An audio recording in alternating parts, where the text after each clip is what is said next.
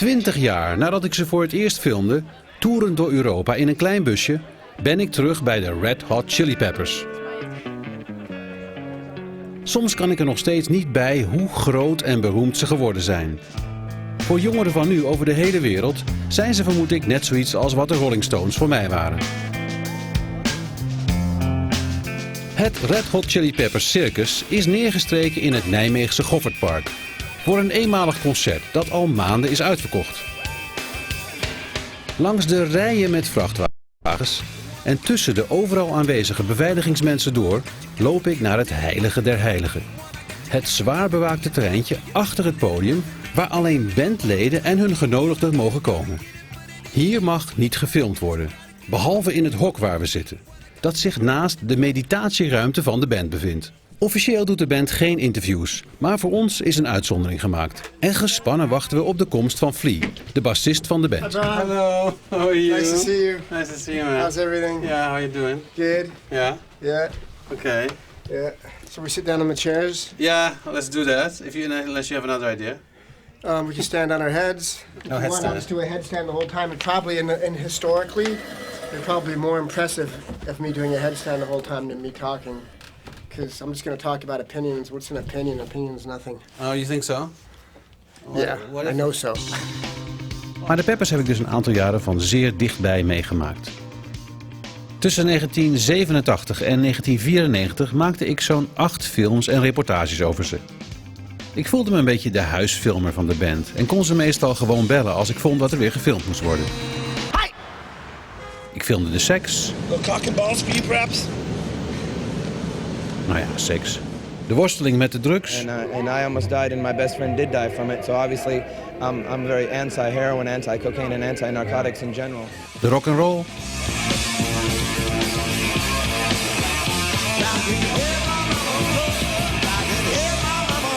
De eerste huizen met zwembad. Look at soul. So yeah, naked girls running around partying. Yeah. De haast kinderlijke lol. De hits.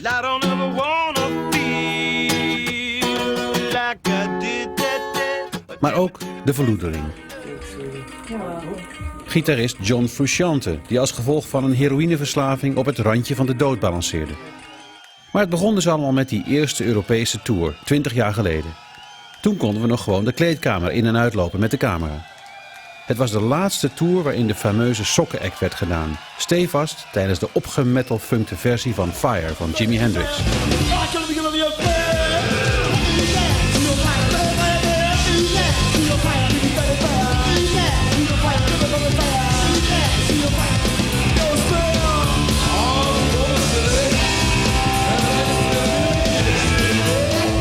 Want dat waren ze in de tijd, de ongekroonde koningen van de metalfunk, zoals het toen heette. Metal, rock, rap, whatever you want to call it. The live bands trying to play funk, you know, the bass players stomping and singers jumping around trying to be Anthony and, you know, the whole thing. And, you know, we started the whole thing.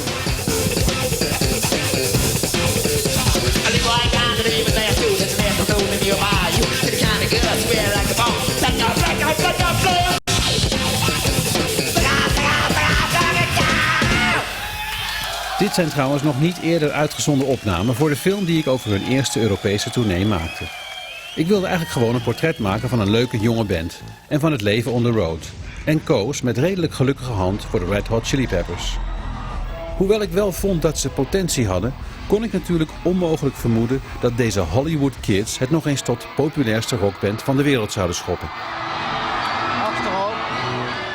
Maar dat zijn ze nu wel. Well, we went on a private G4 plane to arrive in Holland. Oh, is and we helicoptered into the show. Okay. Yeah. Per privéjet reizen ze dus tegenwoordig van uitverkocht stadion naar uitverkocht stadion. Hun cd Stadium Arcadium was het best verkochte rockalbum van 2006 en werd ook nog eens overladen met Grammys. Wat mij betreft trouwens terecht. De Chili Peppers zijn 4 rasmuzikanten die het plezier van het muziek maken nooit uit het oog hebben verloren. Een ongelooflijk ingespeelde en strakke band bovendien. As tight as an ant's ass, heeft Flea eens gezegd. Die grosseert in geweldige popsongs. Deze film is het Red Hot Chili Peppers verhaal zoals ik het heb meegemaakt. Het wonderbaarlijke verhaal van de band die verschillende keren op sterven na dood was, maar waarvan de bandleden steeds weer opkrabbelden om uiteindelijk de absolute top te bereiken.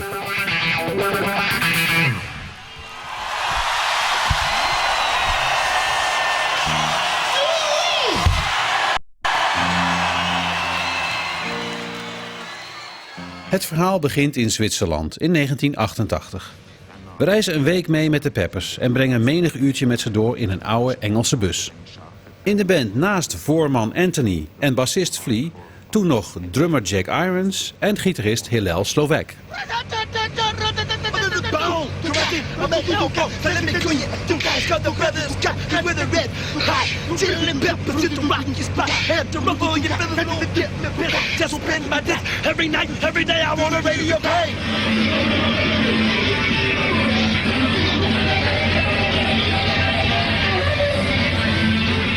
Part of our concert that we played last night in Zurich. It was broadcast over the live radio, and it was really something. I'm proud.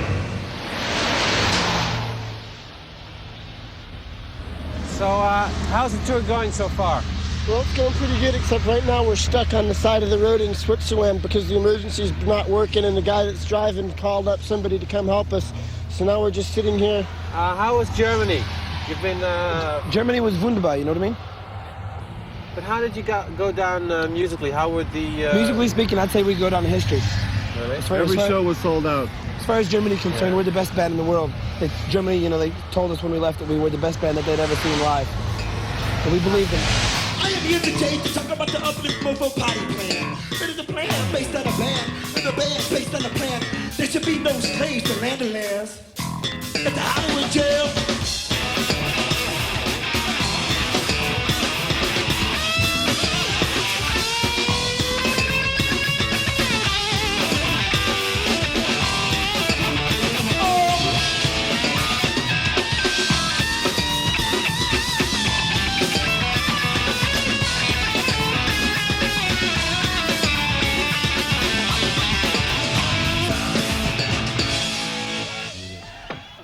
In een hotel in Zwitserland laat ik ze een tape zien met beelden van een paar van hun idolen, zoals Bootsy Collins.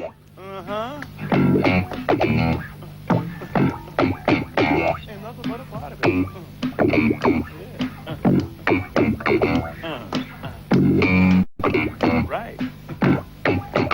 One more time.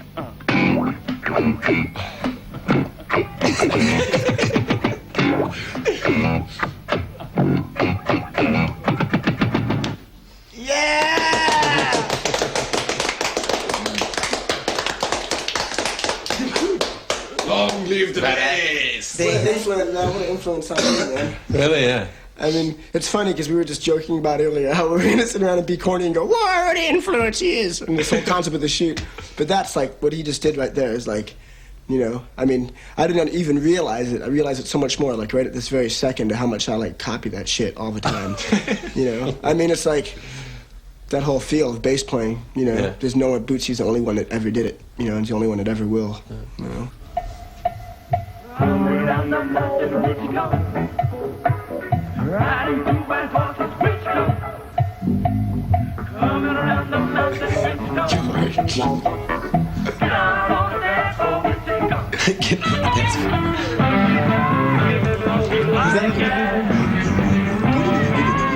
That was Because they like it. Oh, God. Don will smoke it on drums. Riding through my horses, which go?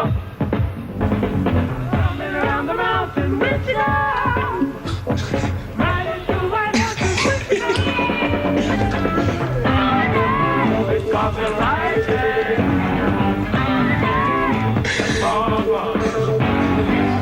George is just like the baddest motherfucker, man. He's just, it's like his whole concept of music. For one thing, he's like totally into the cartoon thing, you know, and it comes out, and it's like the way that he combined hard rock music with funk. Like, I mean, that thing we were just listening to, Coming Around the Mountain, you know, Coming Around the Mountain, like the groove on that is just like it's like what Aerosmith like wished they could do, like maybe one day. It sounds like it's like a hard rock funk groove, man. And I just feel very akin to it as well, because it's like they're not paying attention to anything except themselves. They're not paying attention to anything except, you know, their funk. They're not. I mean, it's obvious that shit didn't get radio play. Give me a break. No one played that on the radio. That's the deepest stuff, and I think that's why it's the same kind of thing we fall into. You know, because we play shit that's too funked out to get on white radio and too rocked out to get on black radio. And that's the same thing with that.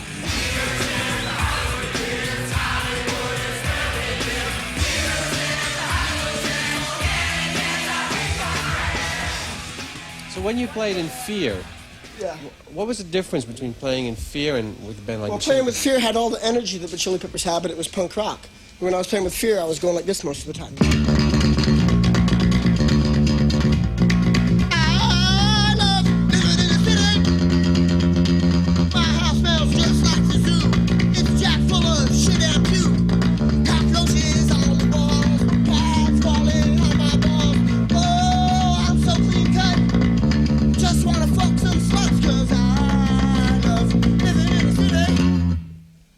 Playing the Peppers, you know, it's more like a I know what's right.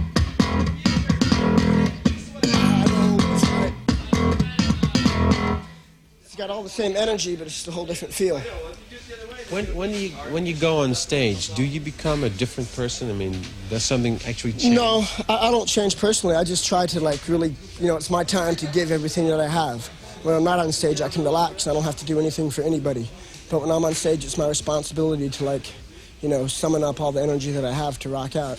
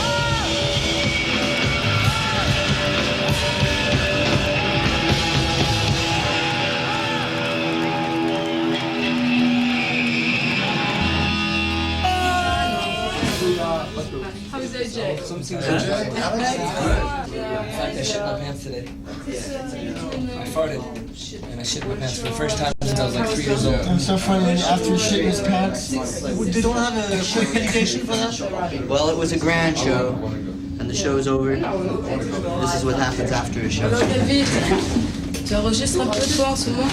Hein? Ouais? Alors? The music to me is heavily related to sex. Not always, but in many different fashions, especially in funk. When you create rhythm with the bass and drums, it sounds like your heart pounding when you're having sex, or like, you know, like the skin slapping. Or there's all kinds of different things. We have a song called Sex Rap, and it's exactly how music relates sound to sex.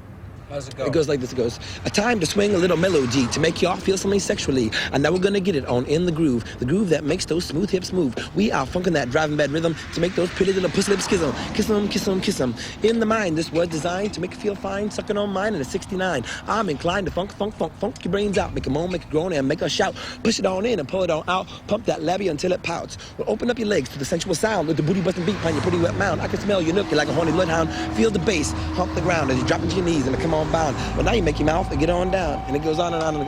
How music and sound relates to sex. Let's say some of the silly stuff that the band and you do. What does it stand for? It stands for spontaneity. It stands for like the way we feel at that time, spontaneity. Yeah. it's I think like on tour, a lot of like the ridiculous anarchistic stuff that we do is just a release, because on tour is a very good place to you build up a lot of strange energies, and they're usually good strange energies, but sometimes they're like kind of mysterious strange energies. So that's one way I think that we all four of us just, you know what I mean?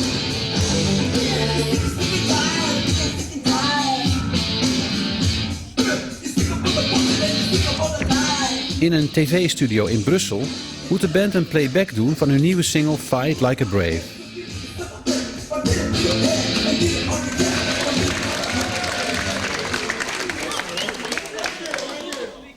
Thank you, that was exhilarating. If you film the rehearsal and then you film the actual filming, it will be a really nice contrast. Yeah, let it be known for you guys' sake. For the run-throughs, it's real straight. For the actual performance, completely different. 10 seconds, attention. Attention.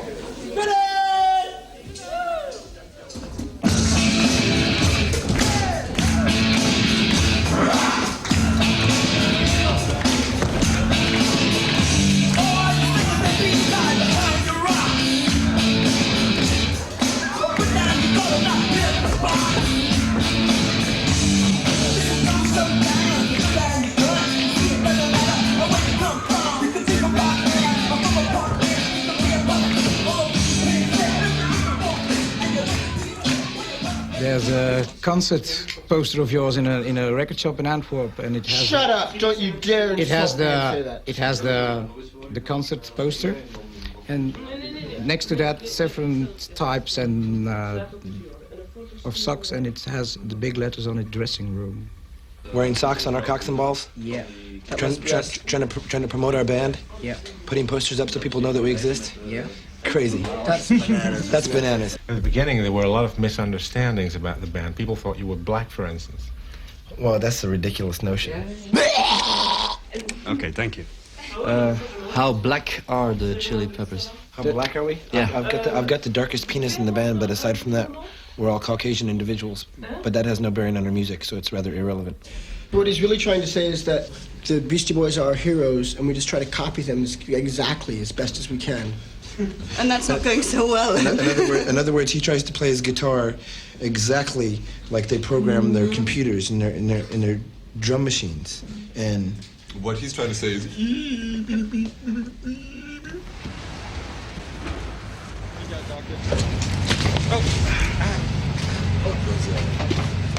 Last night I slept with Flea, and in the middle of the night I found him holding my hand. Really? Seriously. Ah, that's nice. Didn't bother me, but there he is right there. The night before, when Chris and I were in the skinny beds together, in the middle of the night, Chris Grayson sort of rolled over and had his hand there. And he started going like this. I go, oh man, I ain't your girlfriend, bro. And he So Grayson did that to me once in the freaking RV. That's right. Wat ik tijdens het filmen niet weet, is dat Anthony en Hillel het op deze tour behoorlijk druk hebben met hun drugsverslaving. Anthony beschrijft het later allemaal uitgebreid in zijn boek Scar Tissue.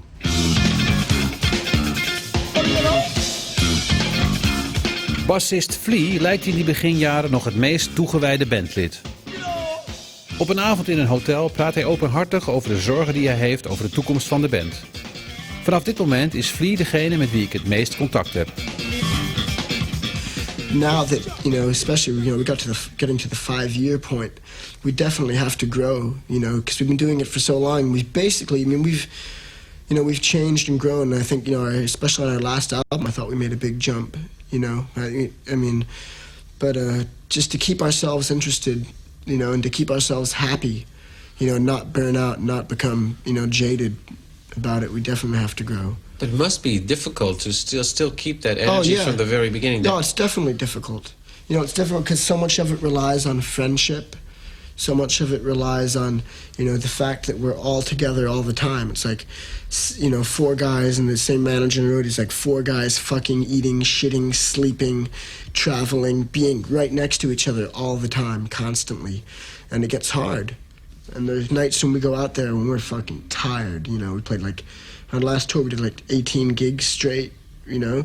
And after 10 gigs, you know, in a row and traveling, you know, all day, every day, getting there, playing, traveling all day, playing, you know, the same routine, restaurant, hotel, gig, van, restaurant, hotel, gig, van. Interviews? You get, yeah, interviews, you know, the whole thing, you get really burnt out. And sometimes, you know I go up there and I don't feel like playing, you know, but I still have to go up there and kick ass, you know, because it's my job.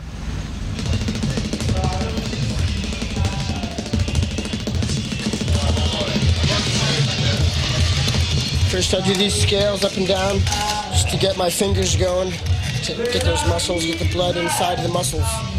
I was taught to warm up like this by Spit Sticks, the drummer from Fear. Taught me how to warm up. Me? I was born warm. It's just, you know, we're just having fun. So we're just trying to have a good time. I mean, we're very serious about having fun because that's what it's all about for us. You know, it's getting off on the music. You know, there's nothing like it when I know, just like when I hit the bass, hit a note, and Jack hits the bass drum or whatever, and it's right together, you know, like one. You know, there's nothing like it, and it's just like a really good feeling.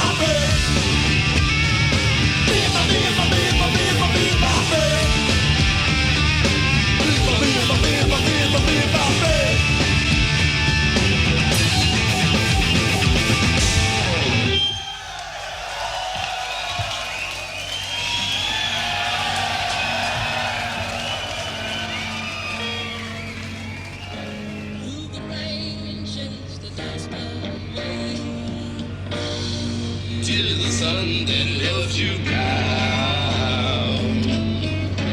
When the system tries to bring you down. Never let the shining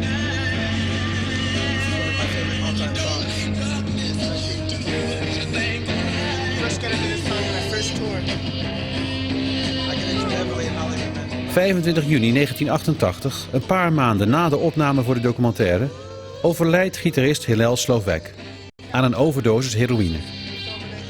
Drummer Jack Irons is zo aangeslagen door de dood van zijn vriend dat hij uit de band stapt.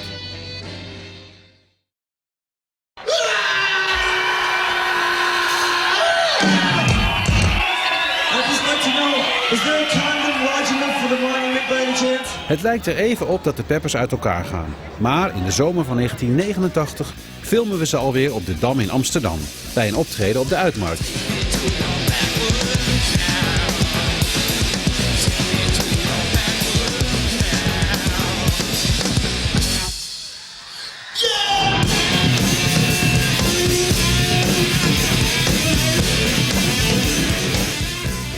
You just mentioned Hillel. Did his death really change your outlook on life? Well, of course, like any tragic experience, it's going to make a huge change in the way I live the rest of my life. And, you know, I loved him so much, and I'll always miss him so much, and he'll forever live on as part of me and part of the music that we make, because he was just instrumental in the whole creation of the Red Hot Chili Peppers, as well as the creation of my life. And that's really all I have to say about that. Do you want to add anything to that? I mean, the only thing I can say is that I miss him very much, and I love him very much. And like Anthony said, he'll always be an energy in the band, though he might not be an earthly presence anymore. His influence and energy will always live in the Red Hot Chili Peppers. And you know, it's more than just someone from the band dying. It's a friend that's gone. It means much more than any one band or any, you know, piece of music or anything like that. In a twisted irony of fate, he died in part so that perhaps I could go on living, you know, because I learned such an invaluable lesson from his dying that, you know, I didn't have to die. I used to take those kinds of drugs, and I almost died, and my best friend did die from it, so obviously I'm very anti-heroin, anti-cocaine en anti-narcotics in general. De nieuwe drummer heet Chad Smith. En de noodzakelijke vernieuwing waar Flea het eerder over had, komt in de persoon van een ex-fan van de band, de 19-jarige John Frusciante.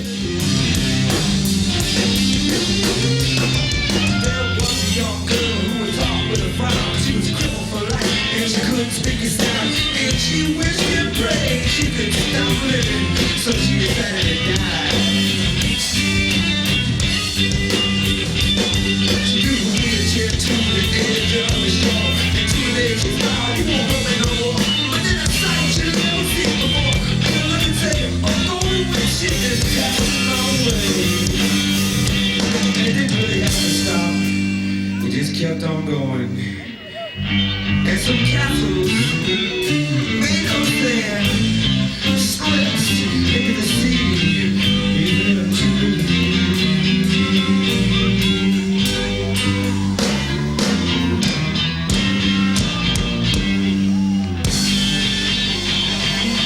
Hier wordt John nog geregisseerd door Anthony, maar de leerling zal zich snel tot meester ontpoppen. Want Frusciante kan niet alleen bijzonder lekker gitaar spelen, zijn hoofd zit ook vol met iets wat de band goed kan gebruiken: ideeën voor liedjes. En dit is John Frusciante anno 2006. Hij wordt nu beschouwd als het creatieve brein van de band. De man zonder wie de Peppers nooit zo groot zouden zijn geworden. Zoals ook op te maken valt uit dit interview van vorig jaar, waarin de band vertelt over het nummer Danny California, dat een Grammy Award kreeg voor beste rocksong van 2006. John came in, said, I got this thing that reminds me of like a Wu-Tang riff. And he goes, no, ba. And I go, okay, I got it. And we were off. And then for the chorus, Chad and I, we always play along. We always play Black Sabbath songs. It's a big thing for us to get together and by Black Sabbath. I love Black Sabbath. And so for the chorus, I made up this thing that was a really heavy, slow-paced thing.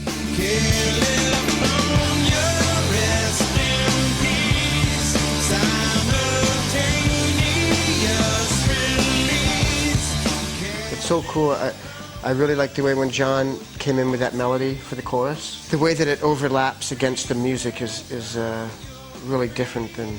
It's different. Different than like the way my brain would ever think of something overlapping or mine, with a piece of music. Or Chad's for that matter. Yeah, it's a real unique thing. Yeah.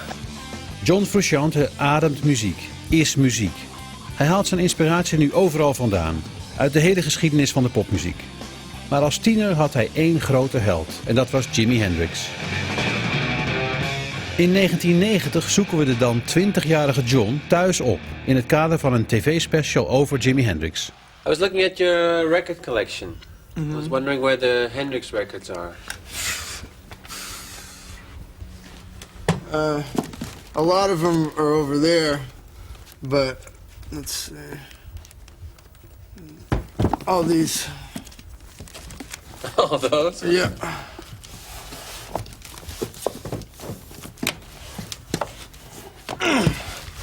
I used to be like in 7th grade, I would walk into music stores and just everybody would think I was an amazing guy because I was about this tall and I could play all these Hendrix songs. Oh, really? Yeah.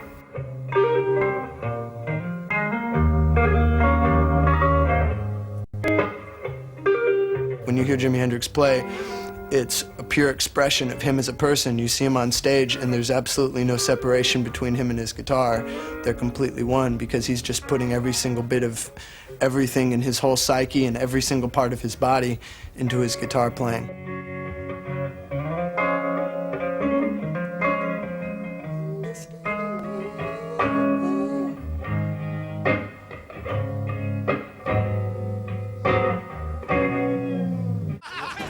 Yeah, hey, how you doing? Nice to see you, man. A little sleepy? A little sleepy.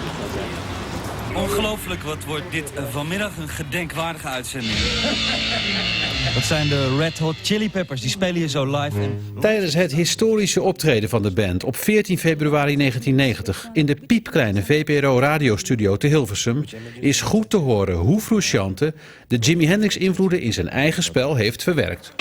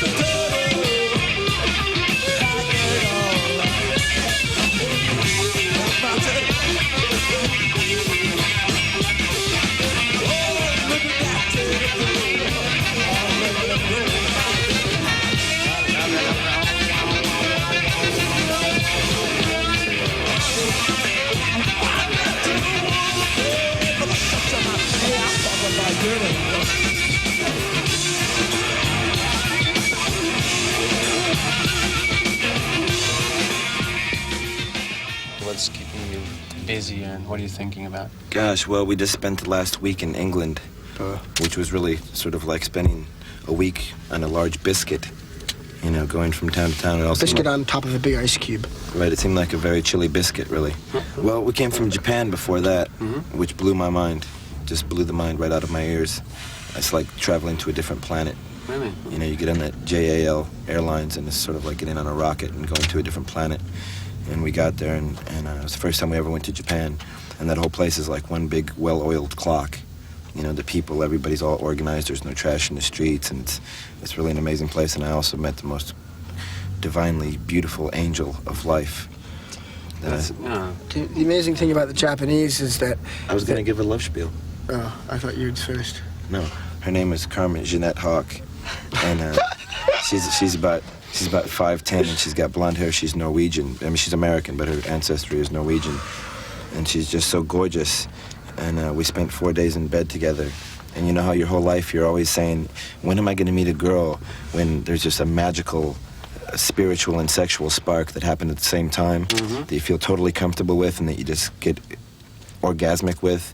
And it all flows beautifully and naturally, and you just couldn't be happier. And you feel like God is just like smiling on you and just like waving these beautiful holy winds past your life. That's how I felt when I was in Japan. In comparison to Anthony, I just found out that my girlfriend tried to fuck my best friend. So last night I broke a $2,000 guitar on stage in a complete fit of anger. That's what would be in my diary. He shattered the Strat.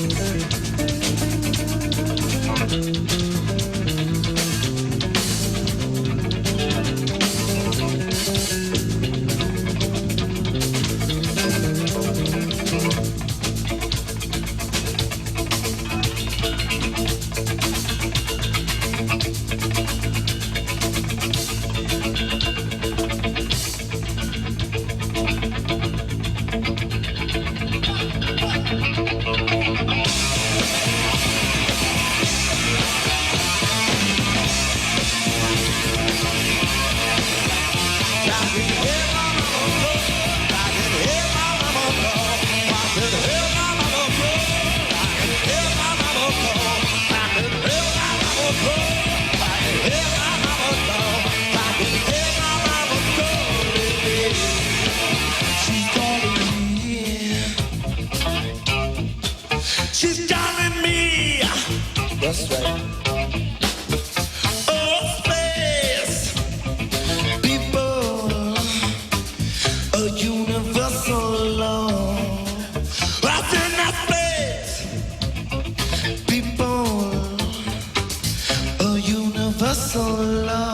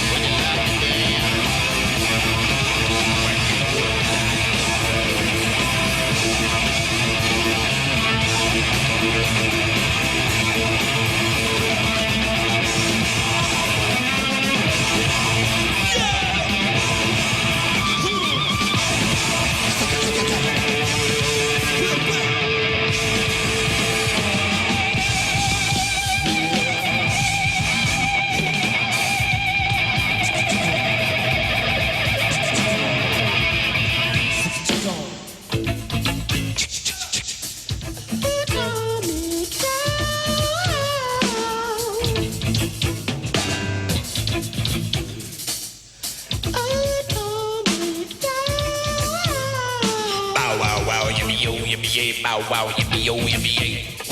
Bow wow, wow, yippee oh, yippee. Bow wow, yippee oh, yippee.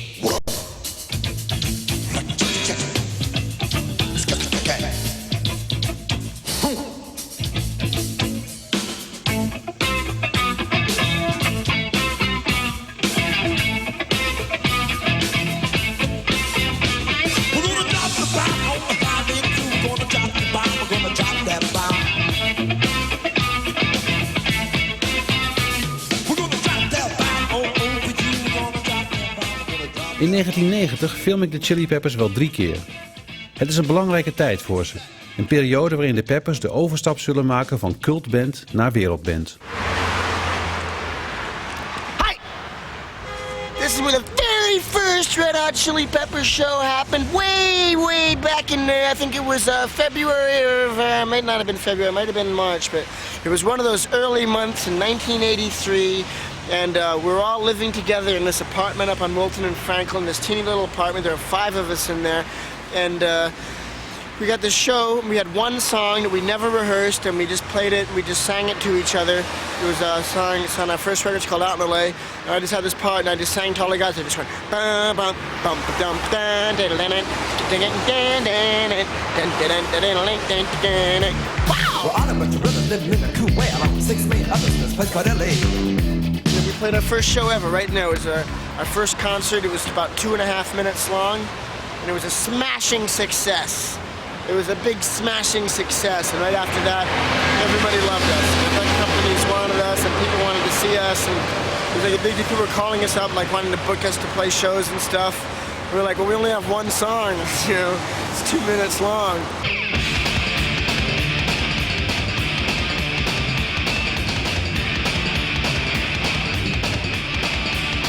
So here we are in Mount Olympus, which is just sort of a little offshoot of Laurel Canyon. And this is just now where yuppies and wealthy Oriental people live. And John, this is just the place that he's renting until he gets his house that he just bought. So, one thing you can do, oh, the door's open, should we just walk in? It's up to you. Hey! Hey, Bill. This is John's roommate, Bill. Oh, these guys again. he's reading the paper. Is John sleeping? Yeah, you wanted this barge up there. Yeah, that's very good. Yeah. So it's, you can see they haven't taken out the garbage today. Or yesterday. For And that go in here. Here we have Randy. Hi. This is Randy. Hi. Georgia, she's naked. She's naked. Go ahead, touch television, show your breasts. Come on. Touch television. VPRO. See you later, Randy. Thanks for coming. Wrong room. Oh, here he is. John Frusciante. Don't like it. Can you turn on the lights?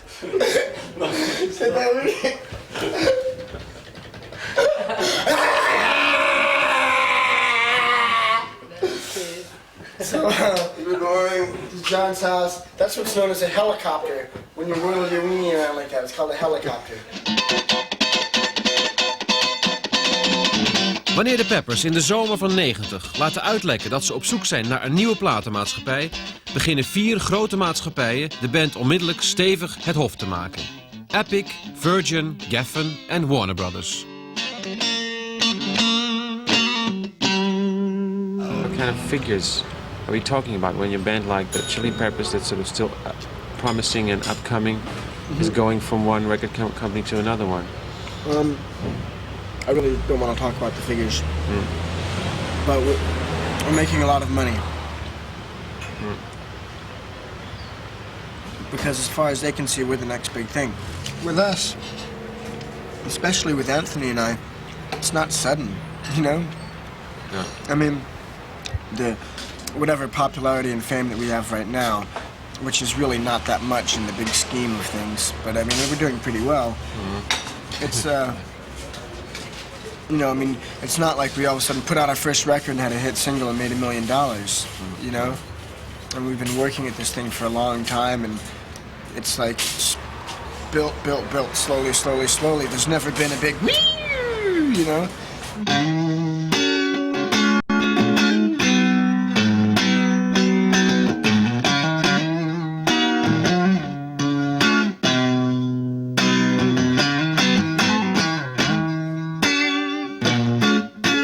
For somebody like John, it's probably a little different, because for him it's been much more sudden. It's much more sudden for him. I said for Chad's different too, because Chad's been playing in bands since he was a little kid, and this is John's first band he's ever been in. He's just so dedicated to music and so dedicated to his guitar that it's, I think he's dealing with it pretty well, because he doesn't really care about money or anything like, and he just accepts that he's in a popular band. It's just, you know, that's just the way it is. All the girls want to fuck him, everybody wants to be his friend or whatever. But he just, you know, he just sits in his house playing guitar all day, so I don't know. So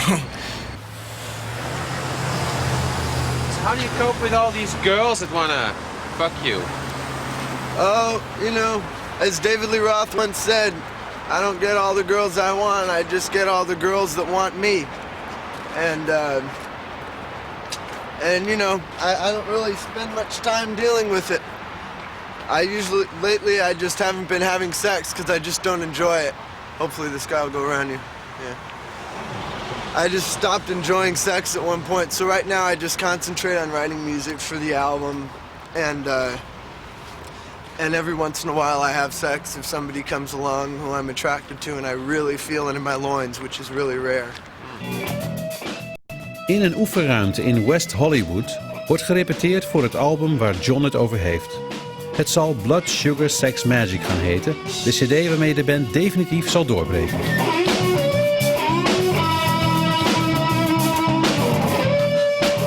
So what kind of day is this, you guys? Just a regular day? It's a regular day today. See, we come to this place every day now.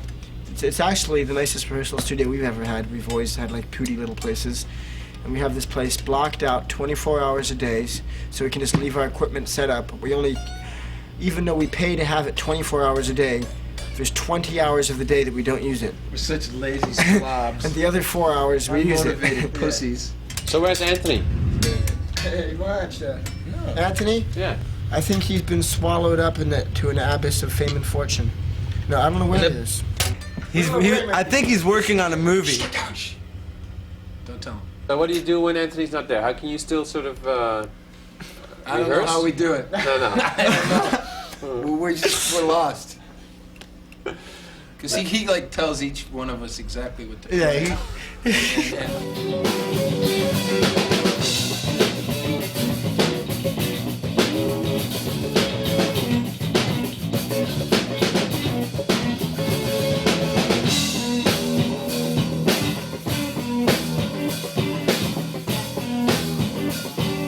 We're just coming up with sounds that we like and arranging them in ways that we like, you know, different sounds and note collections of notes that we put together that we like. And he's, you know, being the fountain of genius lyrics, is off doing his, you know, whatever he does to inspire him to make lyrics. And we'll come up with a bunch of tracks of music, and then he'll have lyrics, and then he'll put the lyrics on the tracks, and then we'll record it and make an album, and then we'll come to Amsterdam.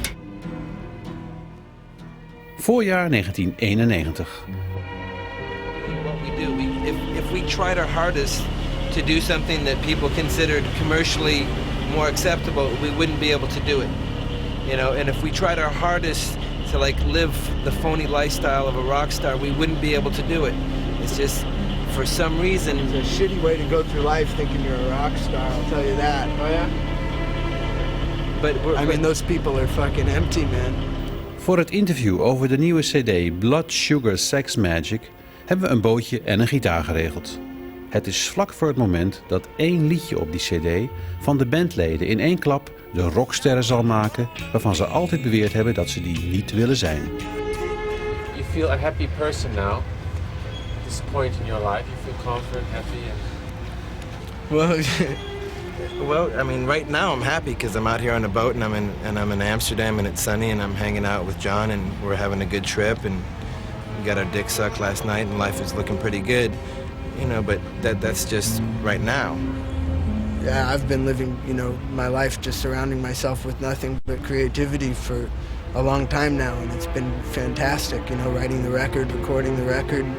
You know, sitting in my house just playing guitar and listening to records and looking at books of paintings and reading whatever I feel like and watching Marx Brothers movies.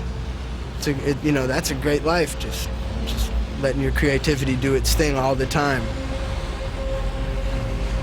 I'm happy, I'm happy, I'm happy just to be alive. Well, I'm happy, I'm happy. I'm happy just to be your guy. Yeah, I'm happy. Oh, you know I'm happy. I'm happy with the bright blue sky. Yes, I'm happy. I'm happy. I'm happy with my face in your pie.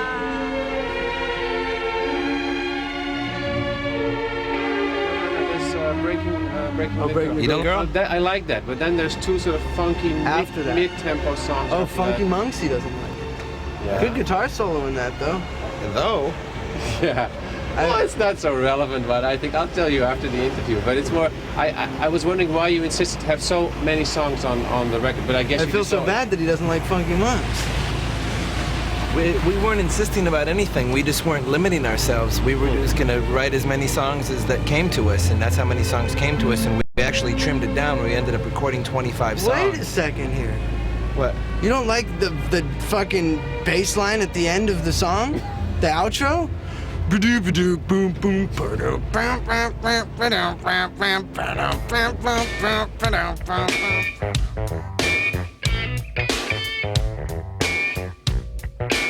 Here's the whole reason we wrote that song that you don't like. Okay, go ahead. It started out when Anthony was sitting on my couch, and he was just sitting there strumming on one of my guitars, and I was in the other room like talking to some people or something. And he goes, "Hey John, check out this rhythm that I made up. It's a cool rhythm, watch."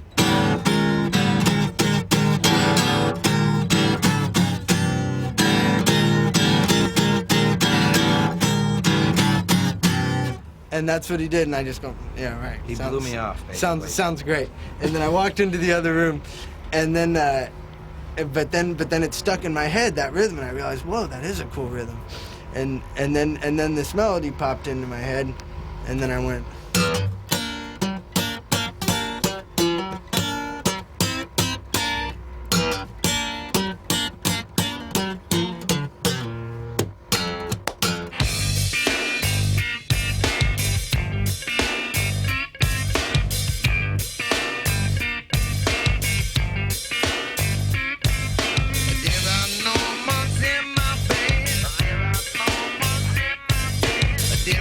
So you just hate that guitar. I like it better already now because I know something more about the history of it. Just gotta check it out. Just don't get your mind in that position where you're like judging each song for whatever you can get out of it. Just listen to it for what it is, and they're basically, I think, good sounds and good vibes. That was my point I was making before when I was saying, like, we just put our heart into everything, so even if we don't like something, at least it's not offensive, because, you know, we were being true to the loving feelings that we were feeling, you know? Drive on the street, cause she's my companion.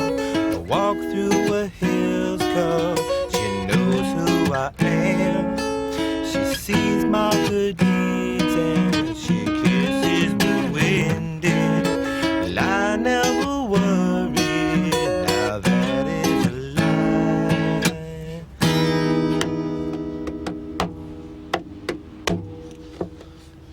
Well, I don't ever wanna feel like I did that day, or take me to the place I love. Take me all the way. Well, I don't ever wanna feel like I did that day, or take me to the place I love. I was in a sad, lonely mood, and I was driving home from a rehearsal one day while we were, you know, in pre-production for this record, and I just felt like in the face of 10 million people I was all alone, and I couldn't connect with a single soul in the universe, and so the only thing that made me feel better was to sing to myself, and that was the song that came out. Hold me, I say, yeah, yeah. Love me, oh no, no, yeah, yeah. One time. Under the bridge downtown is where I drew some blood. Under the bridge downtown, I could not get enough. Under the bridge downtown, forgot about my love. Under the bridge downtown, I give my life away. I like the whole thing. Yeah, people had came up to me in the street, and they said that they liked that version better than the version on the record. Yeah, I like the song, but I like it better in the boat. Is that so? Yeah. No, where was that? Yes, on the streets of Amsterdam. Oh, really?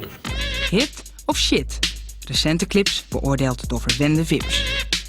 Vanavond te gast in Hit of Shit, zanger Anthony Kiedis en bassist Flea van de Red Hot Chili Peppers. Hun single Under the Bridge doet het momenteel niet onaardig in de Nederlandse hitparade. En 11 februari jongstleden stonden de Chili Peppers voor het eerst in een uitverkochte Ahoy-hal. Well, I got to give it to your mama. Well, I got to give it to your papa. Well, I got to give it to your doctor. Do a little nothing and you take a little water. Well, I got to get it, put it in you. Well, I got to get it, put it in you. Well, I got to get it, put it in you. Hit it with the finish, don't stop, continue. Realize I don't wanna be a miser. Good find, wish trying to be the wiser. Good man, you can love it, never rise up. I'm a member, I wanna give it like the Kaiser. Speciaal voor Flea en Anthony richten we in de catacomben van de Ahoy in Rotterdam een klein studiootje in voor de opname van Hit of Shit. Are you following what's going on in England these days? What kind of music they're making in England? No. I No? don't give a fuck what they're doing over there. They're probably like getting even like more into that fucking shitty music. I've got one of those machines in my house that is like a readout, like a news readout. Yeah. You've seen those are red. What do they do? Is it like acid I'm Manchester telling you, what are you house doing there? beat? What is it? Tuck your head in here. Go on, go on. It's funny what's going on in England because it seems that your band is not going down so well there either. Fuck them.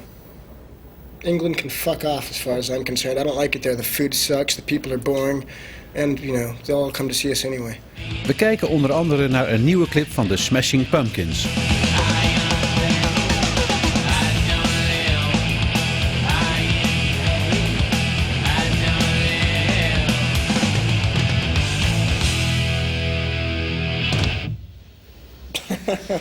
I like that video. I've seen that video before. I think it's a really beautiful video. And I also like the fact that they did it on an extremely low budget. And I always like videos better on low budgets because they just make so much more sense to me.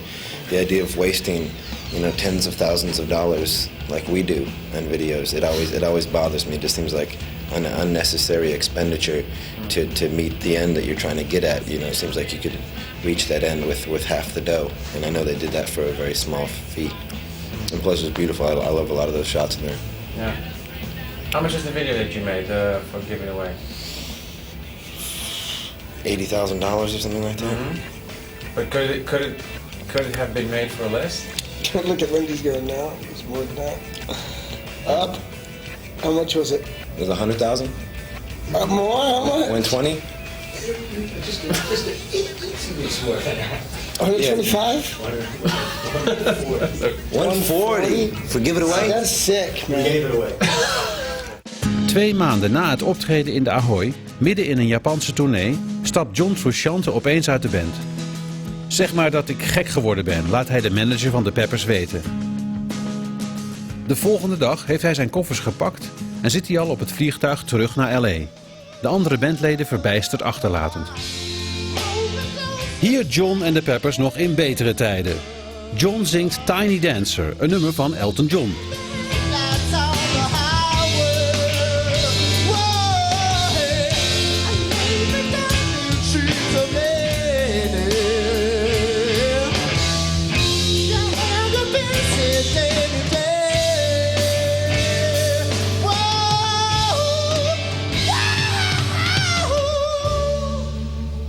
Na het vertrek van Frusciante breken voor de Peppers moeilijke tijden aan. Er wordt geëxperimenteerd met verschillende gitaristen.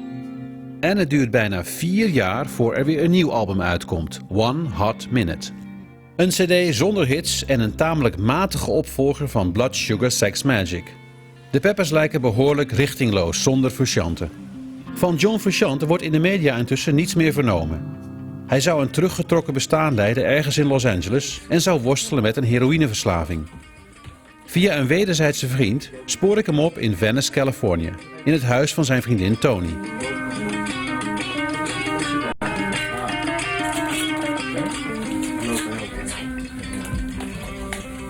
How have you been? Good. Slipped into a dimension there. What? Slipped into another dimension there. You turned into an interviewer. Yeah. Oh, yeah. Of course. It's true. We already said hello, and now I'm saying hello again with the camera rolling and asking you how are you doing? Good. Yeah. You've been writing some songs?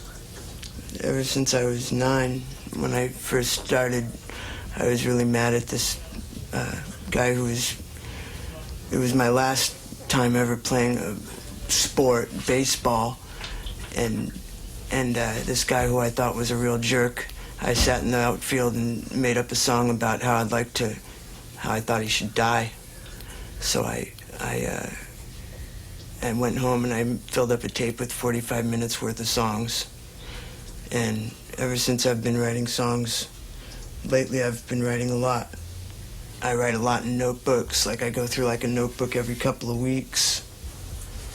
And just do writing of all kinds, movie scripts, just stuff off the top of my head, like mathematics, all sorts of things. Would you mind playing some stuff from that you recently wrote? Sure.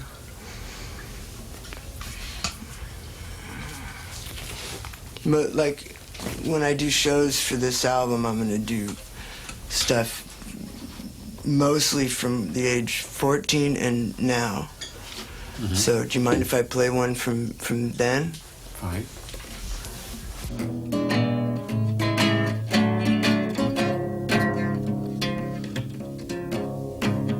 Hailing around you has nothing to do with those snakes and flakes they take we give to live.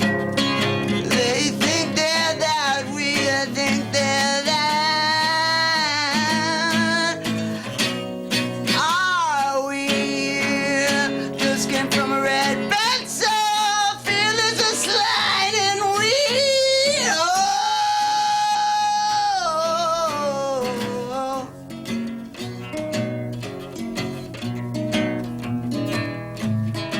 mind talking a little bit about the point when you left the Chili Peppers? No. Why did you leave the band? Because, I mean, there's a bunch of reasons. For one thing, like a year before I quit, like, they knew I wanted to quit. And me and Flea once took a drive to a park after the first 2 months of touring, the American tour, which I was just miserable on. Like, I broke the band code of not bringing your girlfriend along on tour because I just couldn't do it without her. And I was happy whenever, you know, whenever I was on stage and looking at Flea or looking at Chad or looking into my amp and looking at the, you know, at all the shapes of sound floating around. But I wasn't happy with anything else. So me and Flea took this drive to the park after that tour, and we were sitting there, and he said,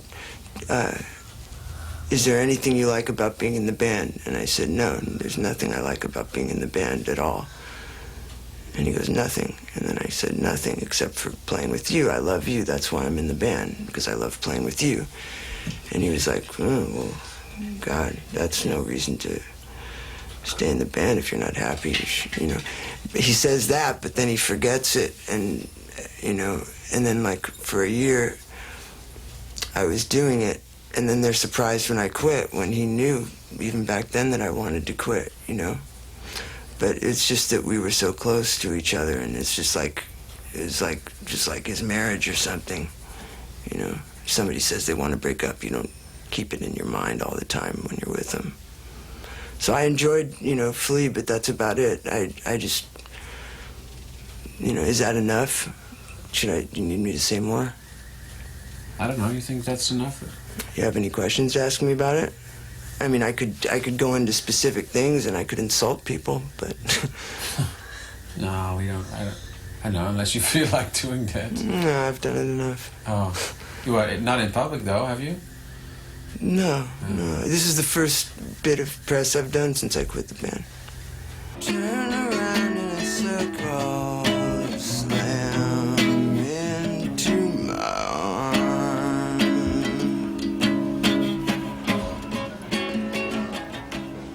When I joined the band, I couldn't believe that they, like, wanted to be this other thing than they were, you know? Like, they didn't think, like, I thought of them as huge stars, you know? But to them, they weren't famous yet, you know, and they hadn't made it yet, and they wanted to be as big as Aerosmith or whatever, you know? And I couldn't, like, that was a shock, yeah. But it didn't bother me. I was happy as hell. But I hoped that we would stay at the level that we were at in popularity. So the real shock came when I found out that this record that we had been recording, this music that me and Flea had just gone nuts over for, you know, a few months, was actually going to be in record stores, and there would be a bunch of people going and buying it and then putting it on and listening to that music that we made. It had never occurred to me, literally, I'm serious. It had never entered my head. It was never a thought that went through my head that said, people are going to buy this and listen to it. A lot of people all over the world. Like when I first said it, I said all over the country, and then I realized, Jesus, all over the world. And I said it to Flea like 5 different ways, and he was going, yeah. And like, I was just like,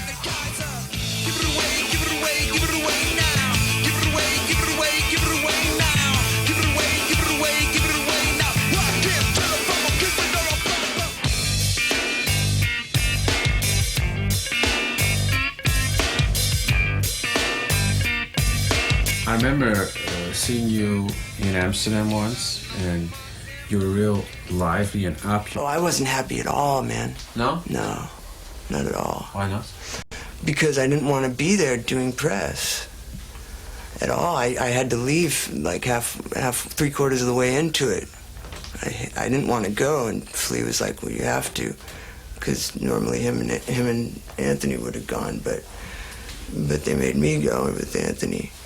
And I was just, losing my mind. Like, I feel that when you speak about things, you're diarrheaing all over them. You just ruin whatever you're talking about. And I felt like I was diarrheaing all over this art that was really important to me. And I hated being told that I was a rock star. Anthony.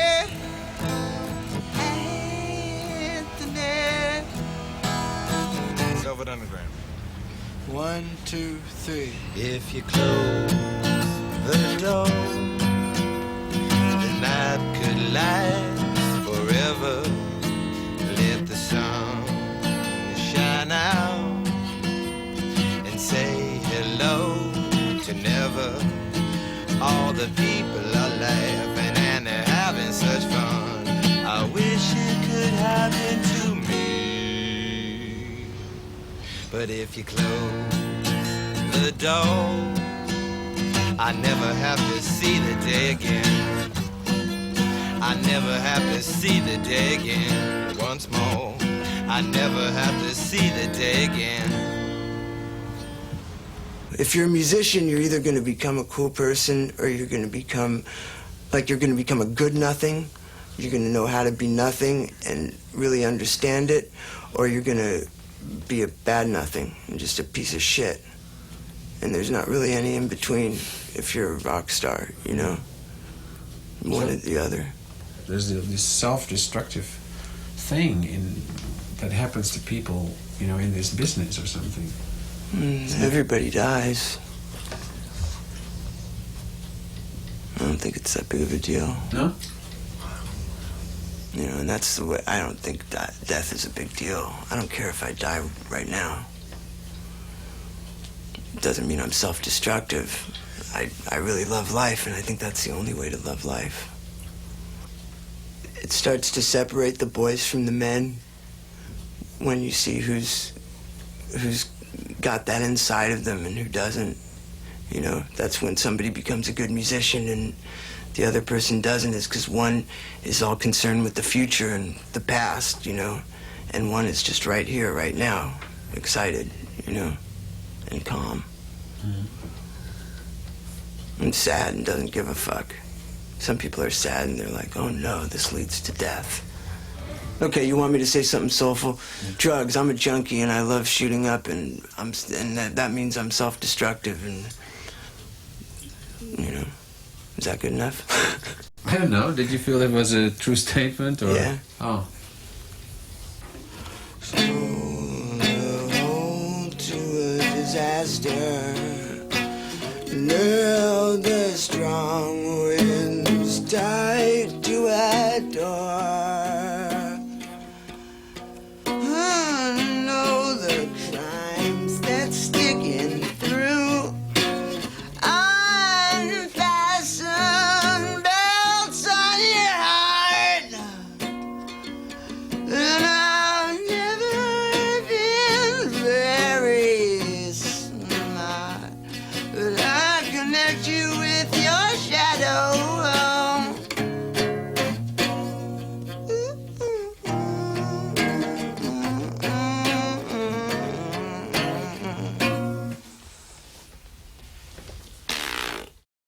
And so it's not a habit that you would want to stop? No, even if addiction didn't exist, I'd still do it exactly the way I've done it.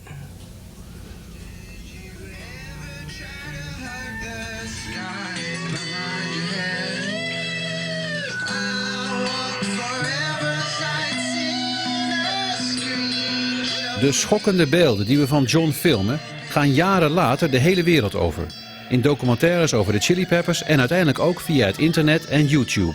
Back in L.A., John Frusciante's life had taken a radical turn. After he left the band, a Dutch TV crew making a Chili Peppers documentary discovered John immersed in the dark and dangerous world of heroin. He was pretty out of his mind, as I have been many times in my own life, so, very easy for me to know that place. Het ongelooflijke is dan al gebeurd. In 1997 gaat John een afkikkliniek in. Dankzij de hulp van Flea en enkele andere vrienden. Die ervan overtuigd zijn dat John zijn verslaving niet zal overleven als er niet snel iets wordt ondernomen. It was difficult to be around him in that time. I just thought he was going to die. I mean, I was sure that John was going to die. Kort nadat hij is afgekikt, vragen de Peppers John weer terug in de band.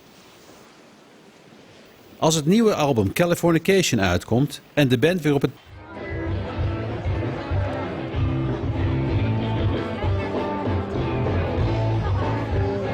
Het is nu, als ik even snel speak, 1 uur. Peppers komen. Ja, 1 uur. Peppers komen rond 9 uur op, dat ik heb gezien, 2:45. Ja, 2:30 gaan dek open. Nou, 2:30 wordt er helemaal een totale gekte. Wat ik wel gewend ben, dan gaat iedereen rennen, die wil maar vooraan staan. Dus altijd, ja, ik ga natuurlijk ook gewoon een plekje bemachtigen. En als ik niet midden vooraan kom, dan ga ik richting John. Altijd standaard. Dat is altijd liefst richting John. En hoe laat was je hier al? Ik was hier vandaag rond 7:15. Ik ben 22 en ik ben 17. 17? Ja. Het is best een oude band om fan van te zijn als je 17 bent, toch? Ja, dat zegt. Ik vind het heel erg meevallen. Ja? En ja, ze gaan natuurlijk al wel lang mee, maar je merkt niet aan de muziek of zo dat ze oud zijn. Ze zien er ook niet oud uit. En ze komen gewoon nog heel enthousiast over, helemaal niet oud of zo. Dus nee, ik heb helemaal geen problemen mee. Jij hebt er geen probleem mee? Andere mensen wel? Niet echt. Mijn ouders bijvoorbeeld, die vinden het wel een beetje raar dat ik fan ben van zulke oude mannen, zeg maar, als het ware. Zeggen ze dat tegen jou dan? Ja, maar ik zie dat zelf helemaal niet zo. Oké. John is wel mijn favoriet. Ik vind ze allemaal geweldig natuurlijk, maar John is wel in het speciaal. En je ziet ook gewoon aan hem, hij leeft voor muziek en hij weet dat zo goed te brengen. Hij is zo eerlijk in zijn muziek en dat is gewoon zo mooi. En ja, hij zond zich helemaal van de wereld aan de drugs en dergelijke. En als je nu ziet wat hij nu geworden is, dat hij nog leeft, dat hij daar nog staat en vol met energie, dat is gewoon fantastisch om te zien. Het is gewoon, ja, tranen schieten eigenlijk in je ogen als je erbij na gaat denken van wauw, dat hij nog leeft. Dat is gewoon fantastisch. Ja.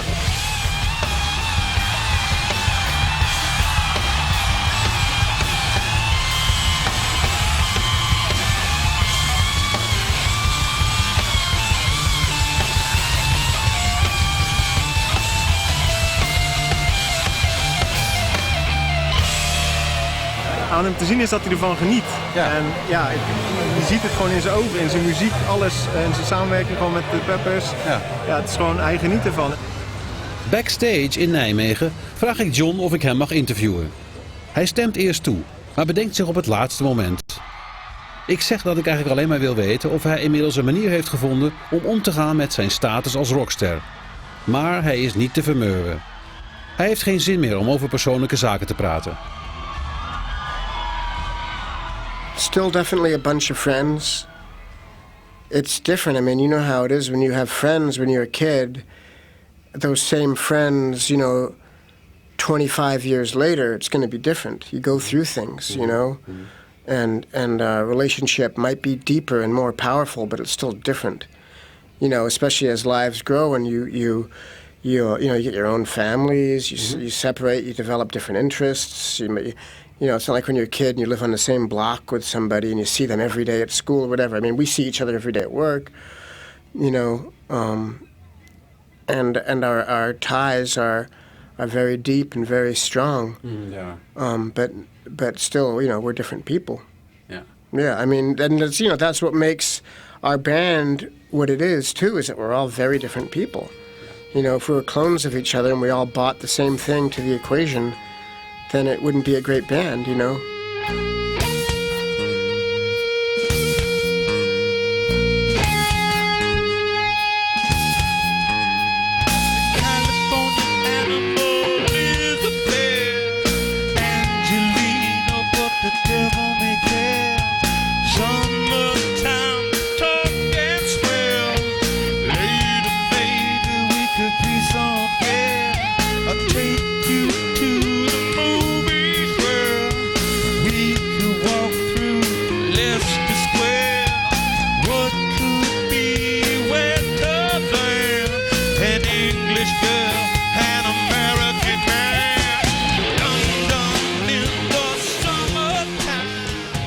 komen, dan voel je je zo geweldig. En heel de muziek door je lichaam als het ware, zeg maar.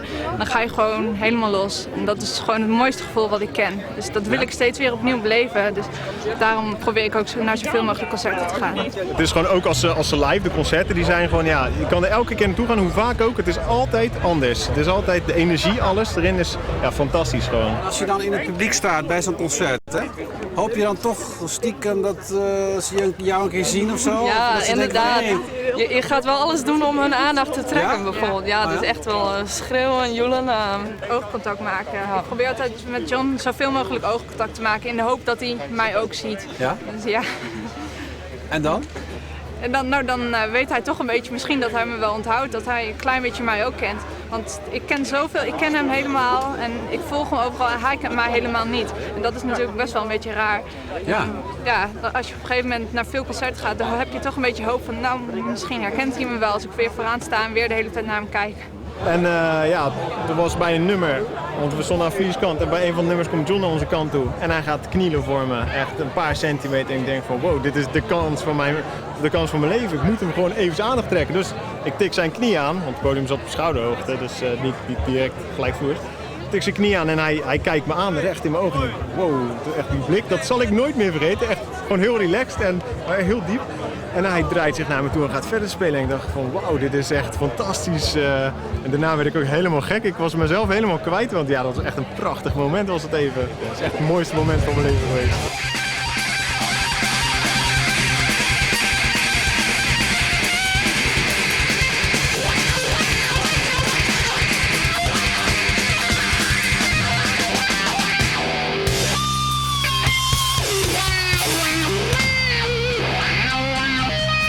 Yeah, I mean, we have it pretty good, you know, but still, a tour is a tour. You know, it's like, it's humane, but still, it's a tour, it's a tour. Well, I mean, it can be inhumane. Yeah? Yeah. Well, maybe before this. No, now. Still? Easily. Oh, yeah? Yeah. Like when? Like when you feel like, you know, you don't get to sleep or eat and you just keep grinding and grinding and grinding on the road. It's ridiculous. But you don't let that happen now, do We've you? let it happen a little bit on this tour, a couple of times. Oh, really? Yeah, where it was just too much. You know, generally we do pretty good. Like you said, like I make rules and we make rules together, determining like how many shows we'll play in a row and stuff like that. But sometimes, you know, either, you know, maybe we get greedy or we agree to do too much or whatever. Get greedy? You admit to being greedy sometimes? Oh, of course. Yeah? Yeah. I mean, I don't think that we're greedy in terms of like, that we exploit the marketplace or charge more. I think our ticket prices are usually lower than most big bands' ticket prices. But in terms of greedy, in terms of like, well, the manager says like, you know, we only go for 3 weeks unless we have like a week break, right? And then the manager goes, okay, but if you do 5 weeks here, you know, it's really good because you're going to promote your single and then you're going to get an extra $1 million or something. You know what I mean? It's like, oh, really? Okay, I'll do it. Tell me when you wanna go.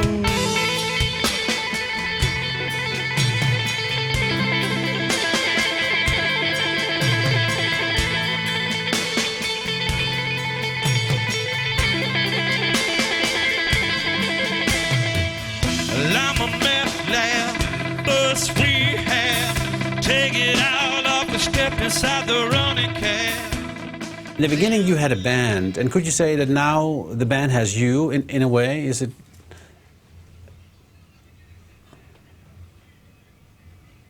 No. No. Okay.